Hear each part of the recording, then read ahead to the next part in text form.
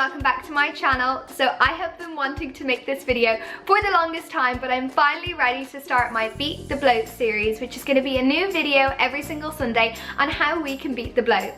What better way to start off the series than making a video on my top tips, tricks, hacks of how I have beaten the bloat.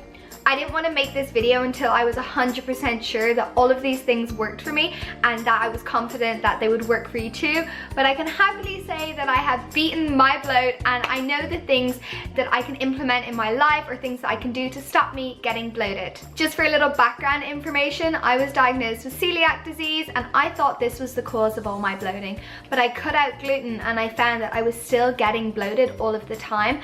And actually it was things I was doing every single day that were bringing on the bloat, and I'm going to talk about them in my tips and tricks, and you might actually find that you are doing a lot of these things and you don't even realize.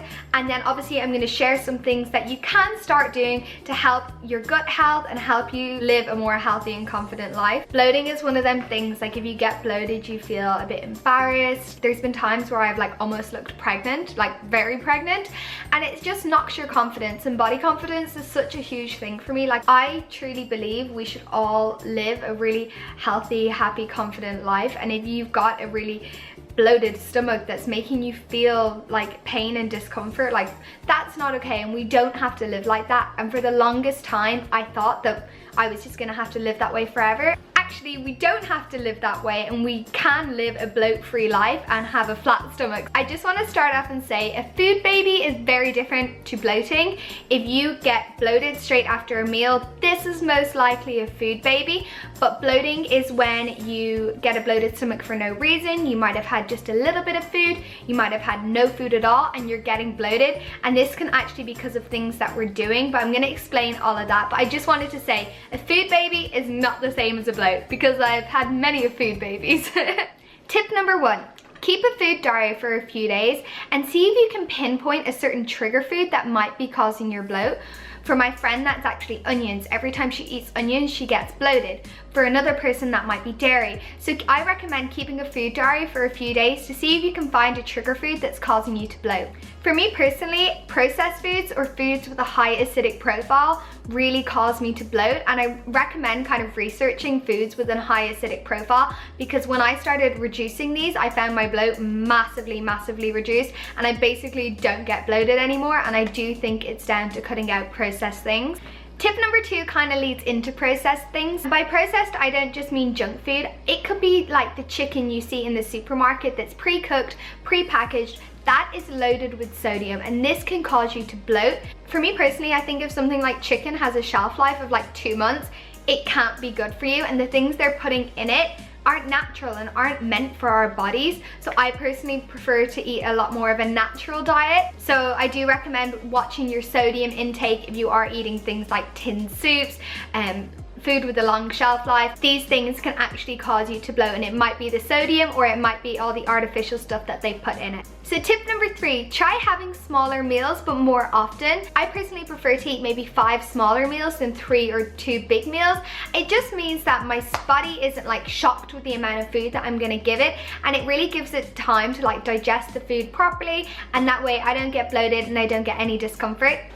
Tip number 4, take probiotics. I can't stress that enough. Way before Instagram, way before YouTube, I went to see a nutritionist called Rhiannon. You might have seen her on my channel before, and she told me about probiotics. They have changed my bloat game completely.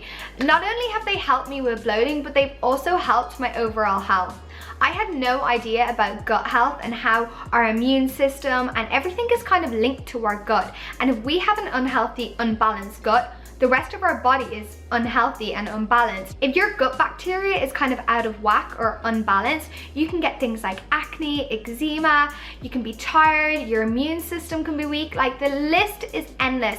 And I had no idea about these things, and I was suffering with things like eczema and fatigue, and it actually came down to having an unhealthy gut. So the probiotics that I personally use are called OptiBac. There's a few different kinds that you can get, but I personally use the blue packet, which is like an everyday one, pretty much every single day. And then if I have something like an event or a holiday, or I'm really finding that my bloating is bad, I use the 1 week flat. So what probiotics do is they support your gut health and they supply your body with the good bacteria. It's just a really easy, natural, hassle-free way to take care of your body, and I just can't recommend OptiBac enough. I will leave a link in the description if you do want to get them. Okay, so I've told you about probiotics. Now let's talk about prebiotics, which is tip number 5. Prebiotics are found in food and they work hand in hand with probiotics. You might not even know it, but you probably are already eating a lot of prebiotic foods such as onions, artichokes, and sweet potato. What I recommend doing is just Googling prebiotic rich foods and try increasing them in your diet a little bit, and don't forget to take your probiotics as well. So my tip number 6 is try and reduce carbonated drinks. I know it's quite hard because they're really easily accessible and everyone drinks fizzy drinks nowadays, but the gas in these drinks is actually going to cause you to bloat. The sugar in these drinks just isn't good for your body, and if you are having a sugar-free version, that's artificially flavored and sweetened, and I personally don't think that these things are good for our bodies. Like things like sucralose and all these artificial flavors just aren't real, aren't natural, and they're not meant to be in foods. Therefore, they can contribute to bloating and like digestive discomfort. So I would try, reduce or completely cut out carbonated drinks where possible. Tip number 7, the same goes for chewing gum. So when we're chewing gum, we're basically like chewing air, and we're also chewing artificial flavors and things like that, and I just don't think it's like natural for our bodies to think we're chewing food and gonna swallow it. When you chew gum, like your stomach thinks you're gonna swallow food, so like it starts creating all the acid and things to break that food down, and then you're not actually eating any food. It's a hard one. I chewed gum for the longest time, but since stopping, it's really helped with my bloating. This is what I was saying about you might not even eat foods and be bloated. You might be thinking, I haven't even eaten any foods, why am I getting bloated? But it's actually probably because you're like chewing gum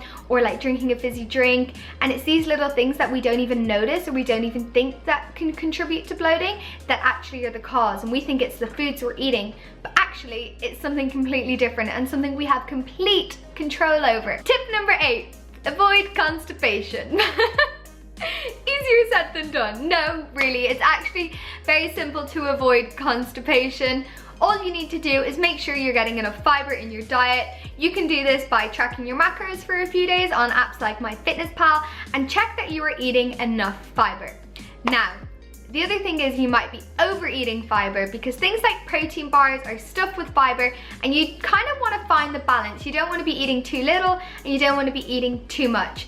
If you are not eating enough, you can increase your fiber with foods, or you can supplement it. And if you are eating too much, try reducing the fiber-rich foods that you are eating so that your body is in balance and you are going to the toilet enough, because if you're not, then you'll get bloated because everything's just chilling and not moving and grooving like it should be. Tip number 9, drink enough water to keep things moving and grooving. People say don't drink water when eating a meal. I personally do, and it doesn't really affect my bloating, but if that is something that you're doing, you can try maybe drinking water before and after a meal and seeing if that helps with bloating. Also, water helps with your sodium levels. It kind of helps just like flush everything out, and that's the thing, like water is so important for us, for our bodies, for our skin, for everything. So make sure you are drinking enough water so your body is just working correctly. And my last tip number 10, is exercise. Exercising is good for the soul, it's good for our bodies, but also I find if I ever have bloating or discomfort, by going on a walk or like doing yoga or even just going to the gym, it just kind of helped get things moving, get things working properly, and it just made me feel good. And if you are stressed out, that can trigger bloating. So like I said, you might not even be eating any foods or anything, but if you are stressed, your gut knows that and your body reacts and your stomach will bloat. If you are bloated, I do recommend like going on a walk, drinking some tea, taking a bath, just to kind of relax and de-stress, and this will massively help. I know if I do get bloated, I start freaking out and worrying about it, but if you start worrying and getting stressed, you're just probably gonna make it worse. So things that I personally do is just like have a cup of tea, have some hot lemon water, just kind of relax, put on a movie. Tea is great. Things like peppermint and lemon have all been said to help bloating, and there's certain things like you can get that are like digestion teas or tummy teas. I do not mean detox teas, just teas that have natural herbs in them that will help soothe and calm your stomach, and they also just feel good. Like having a big mug of something warm is just so comforting. Yeah, definitely help me when I'm bloated, just to chill out and relax and feel a little bit better. If you do try all of these things and know you really aren't doing anything to trigger the bloat, I can't recommend enough going to see a naturopath or a doctor and getting some tests done. You can get blood work done to check everything's okay. You can get your hormones checked. They can do certain tests to see if you are intolerant to things. But trust me, I've been there. I've been in the bathroom with the worst bloat in the world. I haven't been able to wear my favorite dress because I've been so embarrassed. I've skipped birthdays. I've skipped meals out because I was worried about getting bloated. And we shouldn't have to live like this. And I really do think by implementing these tips and tricks into your everyday life, you can beat the bloat. So if you did like this video, guys, give it a thumbs up, and I am so excited for my Beat the Bloat series. So I will see you guys next Sunday for my next Beat the Bloat video. Bye guys!